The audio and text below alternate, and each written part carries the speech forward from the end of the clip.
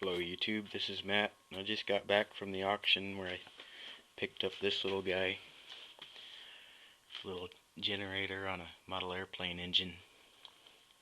I got it for 30 bucks.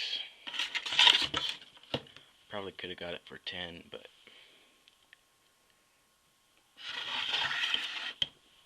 anyways. So I'm gonna take that air cleaner off and see if I can get it to fire.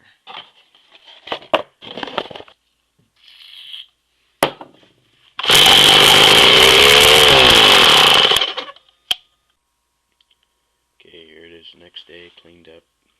I didn't get it running because the little check valve in the carb is kind of dried up and it needs a new one.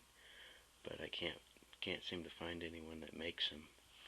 So I'll probably have to find some material to make another one for it.